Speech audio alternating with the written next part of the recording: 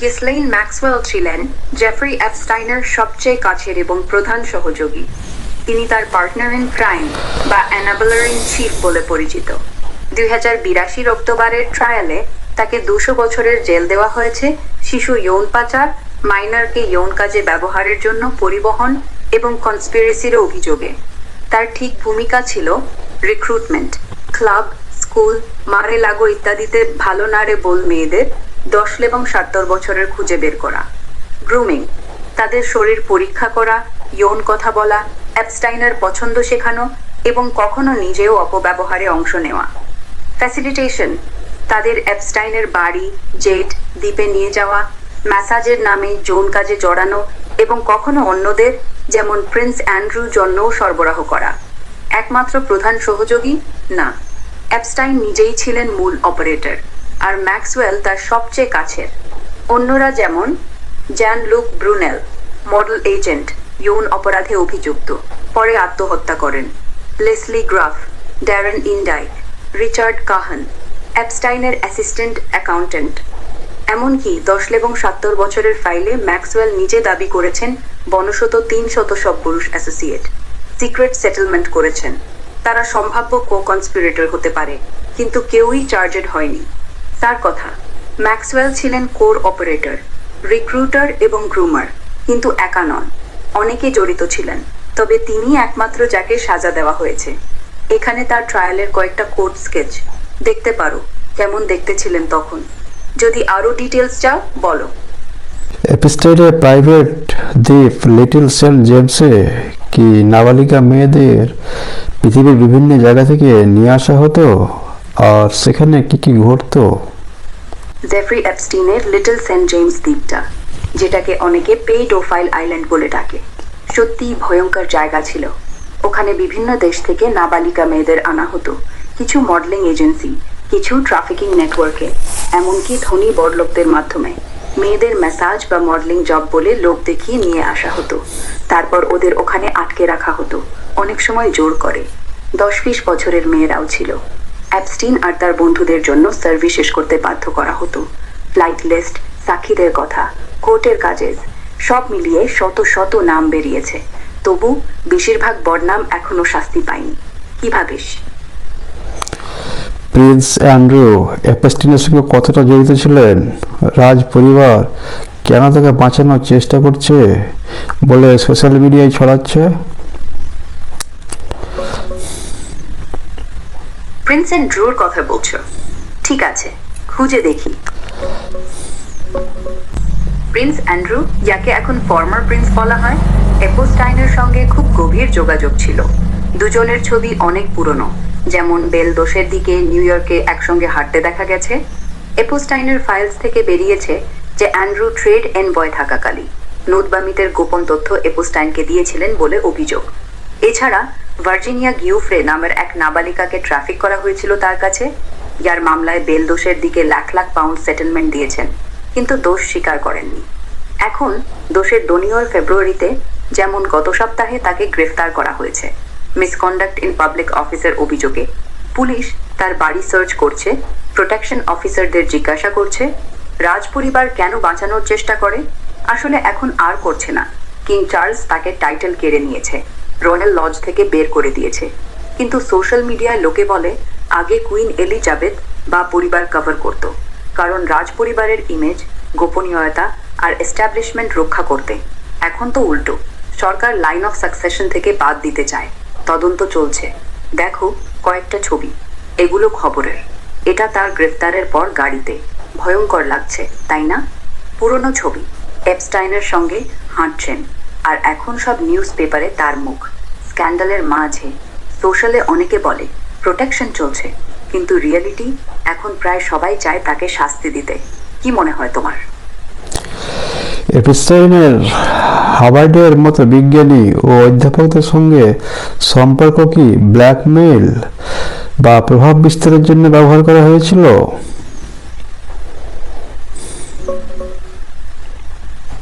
এপস্টাইনের বিজ্ঞানীদের সঙ্গে যোগাযোগ নিয়ে বলছি। হ্যাঁ, এপস্টাইনের সঙ্গে বিজ্ঞানী আর অধ্যাপকদের যোগাযোগটা খুবই গভীর ছিল। হার্ভার্ড, এমআইটি ওর মতো জায়গায় তিনি লাখ লাখ ডলার ডোনেশন দিয়েছিলেন। হার্ভার্ডে প্রায় 9 মিলিয়ন, এমআইটিতে 850,000, যাতে নিজের প্রভাব বাড়াতে পারেন।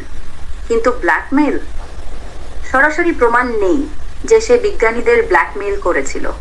তবে অনেকে মনে করে তার কাছে থাকা ভিডিও, ছবি আর গোপন তথ্য, যেমন দ্বীপে নাবালিকাদের সঙ্গে, এগুলো লেভারেজ হিসেবে ব্যবহার করা হয়েছে। উদাহরণটা মার্ভিন মিনেস্কি, এআই এর পায়োনিয়ার। এক ভুক্তভোগী বলেছে তাকে দ্বীপে মিনেস্কির সঙ্গে যৌন কর্মে বাধ্য করা হয়েছে। কোনো ভিডিও প্রমাণ নেই, কিন্তু অভিযোগ আছে। স্টিফেন হকিং দ্বীপে গিয়েছিলেন একটা পার্টিতে, কিন্তু কোনো ব্ল্যাকমেইলের সরাসরি প্রমাণ নেই, শুধু ছবি আর flight list. Lawrence Krauss, physics professor, এপিস্টাইনের সঙ্গে ঘনিষ্ঠ ছিলেন, এমনকি তার যৌন অভিযোগের পরও পরামর্শ নিয়েছেন। ইমেলে দেখা গেছে এপিস্টাইন তাকে সাহায্য করতে চেয়েছে। এখন 2 নভেম্বর নতুন ফাইলস বেরিয়েছে, ইমেল, ড্রাফট লেটার, যেখানে এপিস্টাইন ধনী লোকদের, বিল গেটস, লেসলি ওয়েক্সনার গোপন কথা ইঙ্গিত করে লিখেছে। বিজ্ঞানীদের ক্ষেত্রে মতো ফান্ডিং আর নেটওয়ার্ক দিয়ে প্রভাব ফেলত, যেমন চমস্কি, স্যামার্সের সঙ্গে কথা চালিয়ে যাওয়া। এখানে কয়েকটা ছবি, এপিস্টাইন হার্ভার্ডের প্রফেসরদের সঙ্গে কথা, আর এখানে মিনাস্কের সঙ্গে কথা। পুরনো ছবি, কিন্তু যোগাযোগ দেখায়। সোজা কথা, ব্ল্যাকমেইলের সন্দেহ আছে, প্রমাণ কম, কিন্তু তার টাকা আর গোপনীয়তা দিয়ে অনেককে কন্ট্রোল করার চেষ্টা করেছে। তোমার মনে কি হয়? 2008 সালের প্লিডিল কি বিচার ব্যবস্থার দুর্নীতির ফসল ছিল? কে বা কারা পর্দার আড়ালে স্ট্রিং টেনেছিল? এটা একটা গভীর প্রশ্ন। দেখছি কি বলা যায়। হ্যাঁ, 2018 এর আদর্শ মুন্সি কর্মা লোকবক্ষ পর্দার আড়ালে বললাম না। কাজের আদর্শ মুন্সি কর্মা ছিল ঠিক সেই দিন থেকে শকুটকে। যাই হোক, প্রিডিলটা প্লেট ডিল সত্যি এই বিচার ব্যবস্থার দুর্নীতি আর প্রভাবের ফসল বলে অনেকে মনে করে, যদিও আইনি প্রমাণে সরাসরি দুর্নীতি পাওয়া যায়নি। আসল কথা, এপস্টাইনকে ফেডারেল চার্জ থেকে বাঁচিয়ে দিয়েছিলেন তৎকালীন ইউএস অ্যাটর্নি আলেকজান্ডার অ্যাকোস্টা। তিনি একটা সুইট হার্ট ডিল দেন, যাতে এপস্টাইন শুধু স্টেট লেভেলে গিল্টি প্লিড করে, 70 মাস করে ডেটারায়ও গিল্ড, যার অর্ধেক ওয়ার্ক রিলিজে, আর তার সব সহযোগীকে ইমিউনিটি ভিকটিমদের জানানো হয়নি, যা পরে কোর্টে অবৈধ বলা হয়। ডিওজে 2022 রিপোর্টে বলা হয়েছে পুয়ার জাজমেন্ট ছিল, কিন্তু করাপশন নয়। কোনো প্রমাণ নেই যে টাকা বা প্রভাবে হয়েছে, তবু সন্দেহের কারণ। অ্যাকোস্টার ডিফেন্স লয়ারদের সঙ্গে পুরনো সম্পর্ক, একই ফর্ম থেকে। এপস্টাইনের টাকা, কানেকশনস, যেমন বড় লয়ার টিম আলান ডার্শোভিডাজ, কেন স্টার, গোপন নন প্রসিকিউশন অ্যাগ্রিমেন্ট যা ফেডারেল কেস বন্ধ করে দেয়। পর্দার আড়ালে কে স্ট্রিং টানছিল? সরাসরি নাম নেই, কিন্তু লোকে বলে ধনী প্রভাবশালী নেটওয়ার্কও, যেমন লেসলি ওয়েক্সনার, বিল ক্লিন্টনের মতো লোকেরা এপস্টাইনের সঙ্গে ছিলেন। পরে অ্যাকোস্টা ট্রাম্পের লেবার সেক্রেটারি হয়ে যান, যা সন্দেহ বাড়ায়। 2009-এ স্ক্যান্ডালে রিজাইন করেন। এখন 2023-এ নতুন ফাইলস বেরোচ্ছে, কিন্তু 2008 ডিলের পেছনে কোনো বড় হাত সরাসরি প্রমাণিত হয়নি, শুধু সিস্টেমের দুর্বলতা আর প্রভাবের খেলা। দেখো, অ্যাকোস্টা ক্যাপিটাল হিলে টেস্টিফাই করছেন, আর ট্রাম্পের সঙ্গে যখন লেবার সেক্রেটারি ছিলেন এপস্টাইনের কোর্টরুম সিন।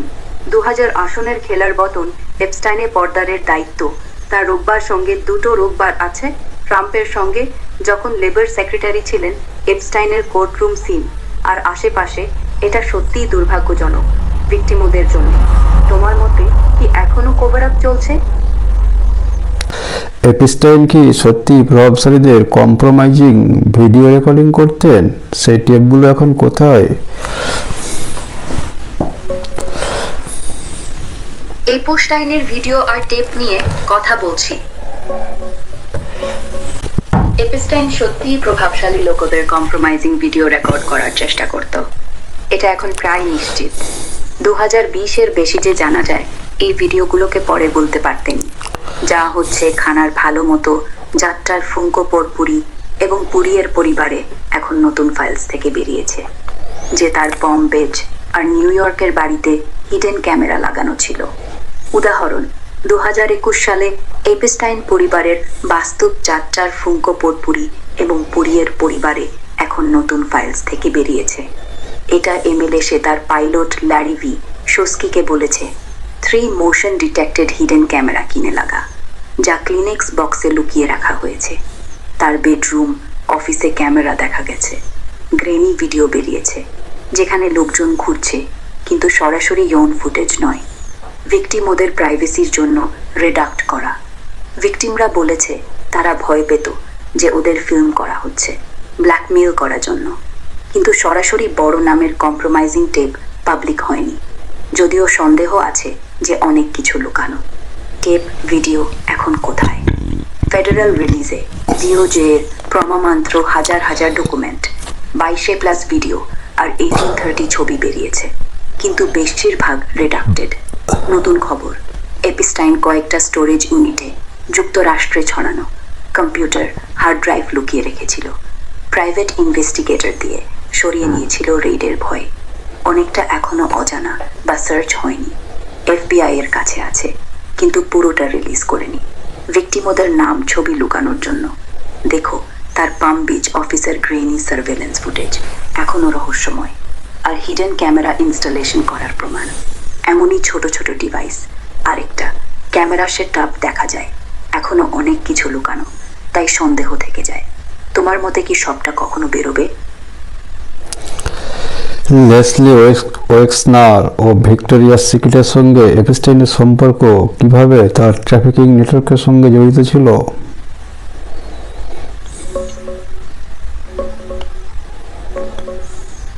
একটু খুঁজে দেখি লেসলি ওয়েক্সনার আর অ্যাপস্টাইনের সম্পর্কটা। লেসলি ওয়েক্সনার ভিক্টোরিয়াস সিক্রেট প্রতিষ্ঠাতা আর এল ব্রান্ডসের সাবেক সিইও। এপিস্টাইনের সঙ্গে খুব গভীর সম্পর্ক ছিল, যা তার ট্রাফিকিং নেটওয়ার্ককে সাহায্য করেছে বলে অভিযোগ। 1980 এর মাঝামাঝি থেকে এপিস্টাইন ওয়েক্সনরের ফাইন্যান্সিয়াল অ্যাডভাইজার হয়ে ওঠে। 1998 ওয়েক্সনর তাকে পুরো পাওয়ার অফ অ্যাটর্নি দেয়, যাতে এপিস্টাইন তার টাকা ম্যানেজ করতে পারে, চেক সাইন করতে, প্রপার্টি কিনতে বাঁচাতে যায়। এপিস্টাইনের প্রায় সব সম্পদই ওয়েক্সনরের থেকে এসেছে, হান্ড্রেডস অফ মিলিয়ন ডলার্স, এমনকি $2 বিলিয়ন স্টকও ম্যানেজ করত। এই টাকা দিয়ে এপিস্টাইন তার লাইফস্টাইল চালাতো। প্লেন, ইয়ট, দ্বীপ, ম্যানহাটনের বাড়ি ওয়েক্সনরেরই ছিল, পরে ট্রান্সফার হয়। ডেমোক্র্যাট কংগ্রেস মেম্বাররা বলছে ওয়েক্সনরের ছাড়া এপিস্টাইনের কোনো আইল্যান্ড, প্লেন বা ট্রাফিকিং এর টাকা থাকতো না। ভিক্টোরিয়া সিক্রেটের সঙ্গে জড়িত। সরাসরি মডেলদের ট্রাফিকিং এর প্রমাণ নেই, কিন্তু সন্দেহ আছে। এপিস্টাইন সিক্রেটের ইভেন্ট ওয়েক্সনরের আমন্ত্রণে মডেলদের স্কাউট বলে লোভ দেত। ভার্জিনিয়া গিউফ্রে, এক ভিকটিমও বলেছে ওয়েক্সনরের বাড়িতে অ্যাসল্ট হয়েছে তার। ওয়েক্সনর অস্বীকার করে, বলে আমি শুধু ফ্যামিলির সঙ্গে ঘুরে। ফেব্রুয়ারিতে গত সপ্তাহে কংগ্রেসে তার ডিপোজিশন হয়েছে। তিনি বলছেন এপিস্টাইন আমাকে ডুব করেছে। আমি ন্যাভ, পুলিশ কোনো ক্রাইম জানতেন না, কিন্তু ডেমোক্র্যাটরা বলছে তিনি মিথ্যা বলছেন। এত কাছের লোক, এত টাকা, কিছু না জানার কথা নয়। দেখো ওয়েটার আর এপিস্টাইন একসঙ্গে, পুরনো ছবি। আরেকটা, দুজনের ফ্রেন্ডশিপ দেখা যায়। ভিক্টোরিয়াস সিক্রেটের মডেলটা যেমন ফ্যাশন শোতে, এটা সত্যিই অন্ধকার। টাকা আর পাওয়ার কিভাবে অপব্যবহার হয়। তো মার মতে ওয়েক্সনর জানতো কিনা? আমেরিকার বাইরেও কি এপস্টাইনের মানব পাচারের নেটওয়ার্ক ছিল? আন্তর্জাতিক এলিটদের সঙ্গে যোগসূত্র কতটা গভীর?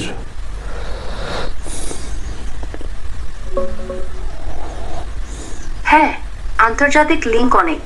দেখি বিস্তারিত। হ্যাঁ, এপিস্টাইনের মানব পাচার নেটওয়ার্ক শুধু আমেরিকায় সীমাবদ্ধ ছিল না, এটা আন্তর্জাতিক ছিল। ইউরোপে, মধ্যপ্রাচ্য, এশিয়া পর্যন্ত ছড়িয়ে। 22 সালের নতুন ডিওজে ফাইলস থেকে বেরিয়েছে যে তার নেটওয়ার্কে ইউরোপীয় রাজপরিবার, ফরাসি মন্ত্রী, রাশিয়ান লিঙ্ক, এমনকি মরক্কো গালফের ধনী ব্যবসায়ীদের নাম এসেছে। আন্তর্জাতিক এলিটদের সঙ্গে যোগসূত্র খুব গভীর ছিল, টাকা, প্লেন, দ্বীপ আর গোপন মিটিং দিয়ে। উদাহরণ, ইউরোপে প্রিন্স অ্যান্ড্রু, যাকে গ্রেফতার করা হয়েছে। ফরাসি কালচার মিনিস্টার জ্যাক ল্যাং পদত্যাগ করেছেন। Peter Mandelson, British diplomat, arrest হয়েছে। গিসলেইন ম্যাক্সওয়েল, যে 12 বছরের জেল খাটছে, ইউরোপে থেকে মেয়ে রিক্রুট করত। মধ্যপ্রাচ্য, এমিরাতি বিজনেসম্যান সুলতান আহমেদ বিন সুলাইয়ে ডিপি ওয়ার্ল্ড চেয়ারম্যান পদত্যাগ করেছেন। কাতার, সৌদি, মিশরের লো গজনের সঙ্গে ইমেল মিটিং। মরক্কোতে প্যালেস কেনার চেষ্টা করেছিল 1213 ইসরায়েল, প্রাক্তন প্রধানমন্ত্রী এহুদ বারাকের সঙ্গে ব্যবসা। শিমন পেরেসের জেটে ভ্রমণ। অন্যান্য, রাশিয়ান লিঙ্ক সন্দেহ। পুতিনের নাম উল্লেখ হয়েছে, কিন্তু প্রমাণ কম। লাটভিয়া, লিথুয়েনিয়া, পোল্যান্ড তদন্ত করছে যে তাদের দেশ থেকে ভিকটিম আনা হয়েছে কিনা। এই নেটওয়ার্কটা টাকা, পাওয়ার, সেক্স দিয়ে চলতো। দ্বীপে বিদেশি এলিটদের নিয়ে আসা হতো। দেখো, এপিস্টাইন আর গিসলেইন ম্যাক্সওয়েল একসঙ্গে পার্টিতে। প্রিন্স অ্যান্ড্রু, এক ভিকটিম আর গিসলেইন। পুরনো ছবি। আর লিটল সেন্ট জেমস দ্বীপ, যেখানে অনেক আন্তর্জাতিক গেস্ট আসতো। এখন ইউরোপে অনেক অ্যারেস্ট রিজাইন হচ্ছে, কিন্তু আমেরিকায় এখনো মিউট। সত্যিই ভয়ঙ্কর। কি মনে হয়? ডোনাল্ড ট্রাম্পের সঙ্গে এপিস্টাইনের সম্পর্ক কি শুধু সামাজিক মেলামেশার মধ্যে সীমাবদ্ধ ছিল? তিনি কি জানতেন?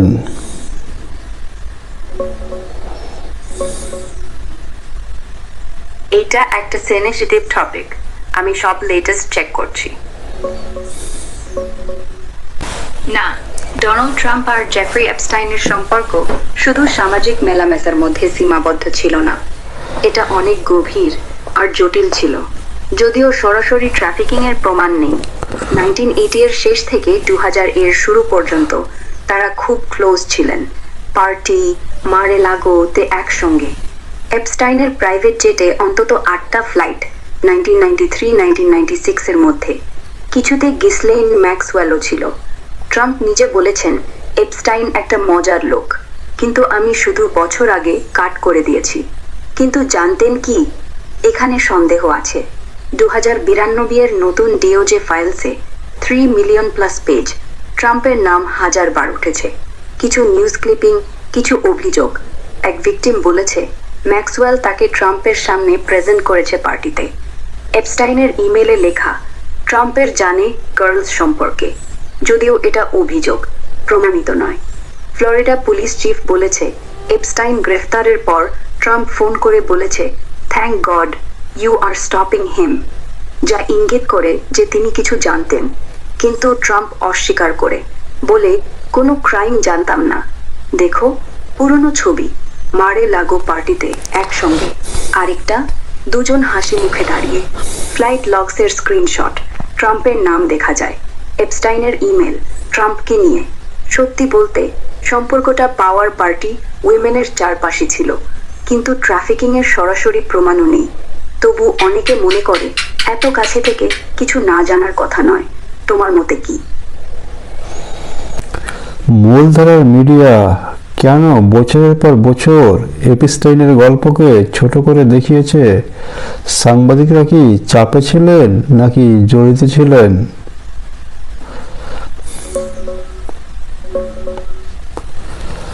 এটা খুবই গুরুত্বপূর্ণ প্রশ্ন। চলো খুঁজে দেখি কেন মিডিয়া এপস্টাইনকে এতদিন ছোট করে দেখিয়েছে। হ্যাঁ, মূলধারার মিডিয়া, মেইন স্ট্রিম মিডিয়া বছরের পর বছর এপিস্টাইনের গল্পকে ছোট করে দেখিয়েছে, যেন একটা ছোটখাটো স্ক্যান্ডাল। কেন? দুটো বড় কারণ, চাপ আর জড়িততা। ভারতের সালতাতনিহে প্লিট ডিলের পর থেকে ভারতের পর্যন্ত বড় বড় outlet, new York Times, Washington post, CNN খুব কম কভারেজ করেছে। কারণ এপিস্টাইনের কানেকশন ছিল এলিটদের সঙ্গে। Bill Clinton, prince Andrew, Leslie Wexner, এমনকি মিডিয়া মালিকদেরও। সে নিজে রেপুটেশন ফার্ম হায়ার করত, নেগেটিভ স্টোরি বার করে দিত। উদাহরণ, ভিকি ওয়ার্ড 2003-এ ভ্যানিটি ফেয়ারের জন্য লিখেছিলেন যৌন অভিযোগের কথা, কিন্তু এডিটর গ্রেডেন কার্টার সেটা কেটে দেন, কারণ এপিস্টাইনের চাপে। আর ভ্যানিটি ফেয়ারের মালিক কন্ডে নাস্টের সঙ্গে তার সম্পর্ক। ওয়ার্ড পরে বলেছেন, এপিস্টাইন আমাকে ভয় দেখিয়েছে, আমার পরিবারকে। আরেকটা, জুলি কে ব্রাউন, মায়ামি হেরাল্ডের রিপোর্টার, 2008-এ পারভার্সন অফ জাস্টিস সিরিজ করে ব্রেক করেন। তিনি বলেছেন বড় মিডিয়া এলিটদের প্রোটেকশন করত, কারণ অনেক জার্নালিস্ট, এডিটর নিজেরাই পার্টিতে গিয়েছিলেন বা ভয় পেয়েছিলেন লসুটের। এখন 2003-এর ফাইলস বেরোচ্ছে আর মিডিয়া বলছে কনস্পিরেসি থিওরি, কিন্তু আসলে সেলফ সেন্সরশিপ, প্রভাব আর ভয়ে এগুলোই কাজ করেছে। দেখো, জুলি কে ব্রাউন, যিনি আসল গল্প বের করেছেন, ভিকি ওয়ার্ড, ভ্যানিটি ফেয়ারের স্টোরি কাটা হয়েছে, আর গ্রেডেন কার্টার, এডিটর, যিনি চাপে পড়েছিলেন। এটা শুধু চাপ নয়, সিস্টেমের অংশ। এলিটরা মিডিয়াকেও কন্ট্রোল করে। তোমার মতে এখনো কভার আপ চলছে। জুলিকে ব্রাউন এই কেসে কি ভূমিকা পালন করেছিলেন? জুলিকে ব্রাউনের কথা বলছি, চলো তার ভূমিকা বলি। জুলিকে ব্রাউন মিয়ামি হেরাল্ডের এই ইনভেস্টিগেটিভ জার্নালিস্ট এপস্টাইন কেসে সবচেয়ে বড় ভূমিকা পালন করেছেন। তিনি একাই এই গল্পকে আবার জীবন্ত করে তুলেছেন। বাংলাদেশের শুরুতে তিনি খোঁজ শুরু করেন, যখন বাংলাদেশের সুইট হার্ট ডিল নিয়ে সবাই চুপ। 1 বছর ধরে এশিয়ার বেশি ভিকটিমকে ট্র্যাক করেন, কিছু 33-16 বছরের। তাদের কথা শোনেন, প্রমাণ জোগাড় করেন। তার পারভার্সন অফ জাস্টিস সিরিজ 2018-এ প্রকাশিত হচ্ছে, সব কিছু বদলে দেয়। ফেডারেল কেস খোলা হয়, এপস্টাইনকে 2009-এ নিউ ইয়র্কে গ্রেফতার করা হয়। এটা ছাড়া এতদিন পর্যন্ত সব কিছু চাপা পড়ে থাকতো। তিনি পুরস্কারও পেয়েছেন, 2টো জর্জ পোলক অ্যাওয়ার্ড, IREA এর লাইফ টাইম অ্যাচিভমেন্ট। তার বই পারভার্সন অফ জাস্টিস 2012 পুরো গল্প বলে। এখন 2023 সালেও তিনি নতুন ফাইলস নিয়ে কথা বলছেন, যেমন ফেডারেলরা এখনো অনেক কিছু লুকাচ্ছে বলে। দেখো, জুলিকে ব্রাউন ইন্টারভিউতে আরেকটা, তার বইয়ের প্রমোশনাল ছবি, সত্যিই হিরো, যিনি একা লড়াই করে সিস্টেমকে ঝাঁকুনি দিয়েছেন। তোমার মতে এখনো তার কাজের ফল বাকি? দ্বীপের এই টেম্পল স্ট্রাকচারের আসল উদ্দেশ্য কি ছিল? সেখানে কি কোনো অকাল্ট রীতিনীতি চলতো? হ্যাঁ, লিটল সেন্ট জেমসের টেম্পল স্ট্রাকচার নিয়ে অনেকে বললেন যে সেখানে অকাল্ট বা গোপনীয় রীতিনীতি, অকাল্ট রিচুয়ালস চলত, কিন্তু সরাসরি প্রমাণ কম, বেশিরভাগ সাক্ষ্য আর সন্দেহের ভিত্তিতে।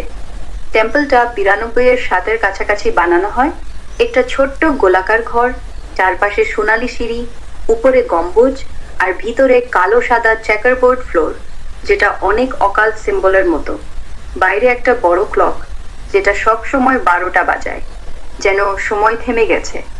ভিকটিমরা বলেছে সেখানে ম্যাসাজ বা পার্টি হতো, কিন্তু কিছু মেয়ে বলেছে গোপন সার্কেল বসিয়ে কিছু রিচুয়াল করা হতো, যেমন মোমবাতি জ্বালানো, গান গাওয়া বা ইনিশিয়েশন। একজন ভিকটিম, যিনি 92-এর ফাইলে নাম প্রকাশ করেছেন, বলেছেন এটা একটা কাল্টের মতো লাগতো। এপস্টাইন নিজেকে গুরু মনে করত, কিন্তু প্রমাণ, কোনো ভিডিও বা ছবি পাবলিক হয়নি যাতে সরাসরি অকাল্ট রিচুয়াল দেখা যায়। টেম্পলের ভিতরের ছবি, যা ড্রোন দিয়ে তোলা, দেখায় ভিতরে একটা বড় টেবিল, চেয়ার আর কিছু অদ্ভুত আর্ট, কিন্তু কোনো স্যাক্রিফাইস বা স্যাটানিক জিনিস নেই। অনেকে বলে এটা শুধু ফ্যান্সি পার্টি রুম, এপস্টাইনের অহংকারের জন্য। তবু সন্দেহ থেকে যায়, কারণ তার কাছে বই ছিল অকাল্ট বিষয়ক, যেমন আলেস্টার ক্রাউলিয়ের, আর দ্বীপে অ্যানিমাল স্যাক্রিফাইসের গল্প আছে, যদিও প্রমাণ নেই। দেখো, টেম্পলের ড্রোন ছবি এখনো রহস্যময় লাগে। আরেকটা, ভিতরের ফ্লোর প্যাটার্ন, যা ফ্রিমেসন বা অকাল্টের মতো। সত্যি বলতে এটা অকাল্ট ছিল কিনা এখনো প্রশ্ন, কিন্তু এপস্টাইনের মানসিকতা এমন ছিল যে সে পাওয়ার গেম খেলতেই ভালোবাসতো। তোমার মতে কি? মোট কতজন ভিকটিম ছিল? কেন এত কম হাই প্রোফাইল নামের বিরুদ্ধে মামলা হয়েছে?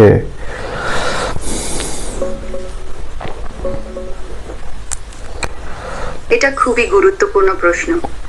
চলো দেখি কেন এত কম। হ্যাঁ, নোট, এটা খুব হতাশাজনক যে এত ভিকটিম থাকা সত্ত্বেও হাই প্রোফাইল নামের বিরুদ্ধে মামলা খুব কম। কারণগুলো এরকম: প্রথমত, প্রমাণের অভাব। ফাইলসে নাম উঠেছে যেমন ট্রাম্পে, ক্লিন্টন, মাস্ক, ওয়েক্সেনার, কিন্তু সরাসরি যৌন অপরাধ বা ট্রাফিকিং এর আয়রনক্ল্যাড প্রমাণ নেই। অনেকটা শুধু ইমেল, ফ্লাইট লগ বা সোশ্যাল কানেকশন। ইয়া ক্রিমিনাল চার্জের জন্য যথেষ্ট নয়। ডিওজে বলছে being mention doesn't mean wrongdoing. দ্বিতীয়ত, রিডাকশন আর লুকানো। লক্ষ লক্ষ পেজ রিলিজ হয়েছে, কিন্তু অনেক অংশ ব্ল্যাক আউট। ভিকটিমদের নাম লুকানোর নামে প্রভাবশালীদেরও ঢেকে দেওয়া হয়েছে বলে অভিযোগ। কংগ্রেসম্যানরা বলছে ডিওজে শিল্ডিং করছে। তৃতীয়ত, সিস্টেমের প্রোটেকশন। এলিটদের টাকা, লয়ার আর পলিটিক্যাল প্রভাব আছে। বাইরাক 8-এর রিপোর্ট ডিলের মতো আগেও হয়েছে। এখনও ইউএসএ মিউট, শুধু রেজিগনেশন, তদন্ত। কিন্তু ইউরোপে প্রিন্স অ্যান্ড্রু, ফরাসি মিনিস্টার অ্যারেস্ট হচ্ছে। চতুর্থ, ভিকটিমদের ভয়।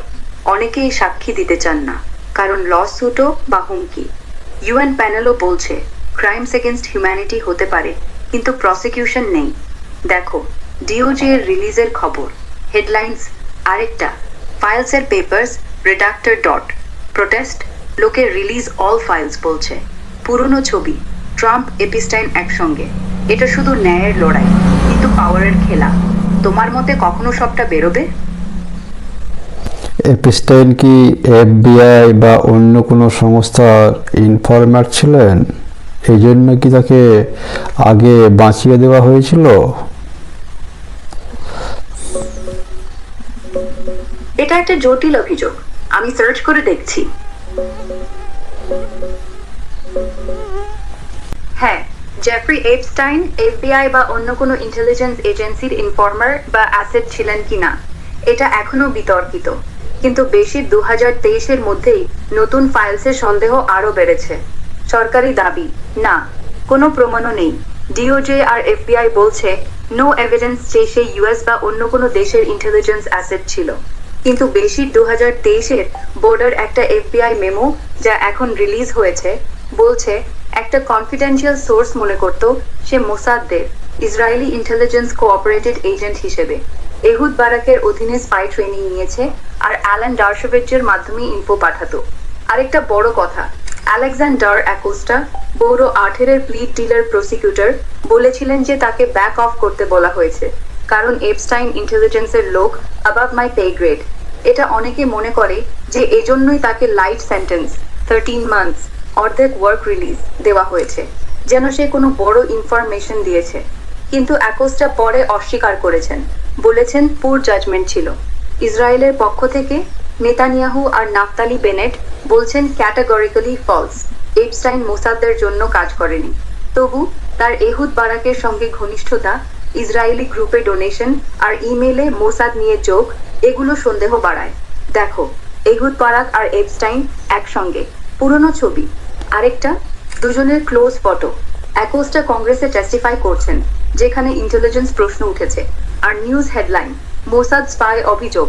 সোজা কথা, প্রমাণ কম, কিন্তু ব্যাক অফ আর মোসাদ লিঙ্কের গল্প থেকে অনেকে মনে করে হ্যাঁ, কবরাব ছিল। তোমার মতে সত্যি কি? অ্যালান ডারশোভিচ যে এপস্টাইনের পক্ষে কিভাবে লড়েছেন, তার ভূমিকায় কি স্বার্থের সংঘাত ছিল?